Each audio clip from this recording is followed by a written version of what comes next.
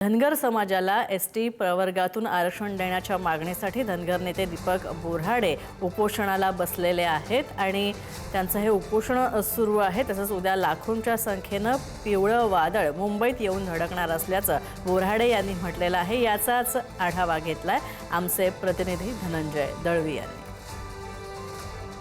वर्गात समावेश व्हावा या मागणीसाठी गेल्या 7 दिवसांपासून आझाद मैदान आणि आझाद मैदानाच्या परिसरामध्ये धनगर समाजाचे नेते दीपक बोऱ्हाडे हे आमरण उपोषणाला बसलेले आहे। आजचा 7वा दिवस आहे। आपण पाहू शकतो अजूनही ते या उपोषण स्थळी आपल्याला पाहायला मिळतात। खरं तर सुरुवातीला त्यांनी आझाद मैदानावर उपोषण केलं, मतलब परवानगी जी होती ती 3 दिवसाची होती। त्याच्यानंतर त्यांनी बाजूलाच इथे असलेली जी पानपोई आहे तिथे ते या संपूर्ण परिसरामध्ये उपोषणासाठी बसलेले आपल्याला पाहायला मिळते। एकंदरीत सध्या आपण पाहतोय त्यांची प्रकृती ही खालवताना पाहायला मिळते आणि याच सगळ्या संदर्भात जर आपण पाहिलं तर महाराष्ट्राच्या विविध कानाकोपऱ्यातून अनेक लोक सुद्धा त्यांच्या पाठिंब्यासाठी इथे आलेले आपल्याला पाहायला मिळतात आणि आणखी काही मंडळी जी आहेत ती या ठिकाणी येण्याचं आवाहन केलं होतं। त्यामुळे ती मंडळी सुद्धा इथे धनगर समाजाची येताना आपल्याला पाहायला मिळणार आहे। तर या सगळ्या संदर्भात आपण अधिकची माहिती घेणार आहोत आणि बातचीत करणार आहोत। त्यांचे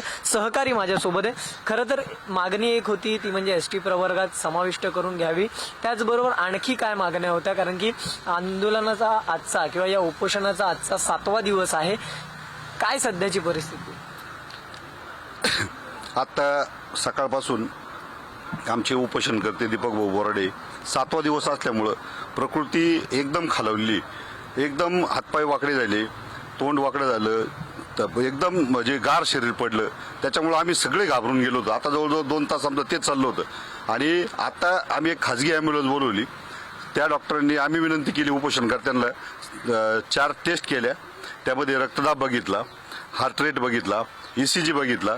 तर डॉक्टरांनी आमचे डॉक्टर त्यांच्याबरोबर आहे, डॉक्टरांनी क्लिअर कट आम्हाला सांगितलं की प्रकृती अतिशय चिंताजनक आहे। त्यावेळेस आमच्या समाजाचा प्रश्न आहे, आम्ही गेल्या 7वा दिवशी आम्ही फुटपाथवर राहतोय, आम्ही इथं कसे जीवन जगतोय हे आमचं आम्हाला माहिती आहे। मुंबईमध्ये राहणं येणं सोपं नाही। भले बरे झालं इथले समाज बांधव आम्हाला 2 टायमाचं कमीत कमी भाऊ तर खातपीत काहीच नाही, पण तो आमच्यासाठी थोडीफार व्यवस्था करतात आणि त्याच्या पलीकडे आम्हाला कुठलाही सपोर्ट नाही। आमच्यावर आरोप अनेक झाले, परंतु असा जर सपोर्ट असता तर निश्चितपणे आणखी मोठी ताकद तुम्हाला दिसली असती ना।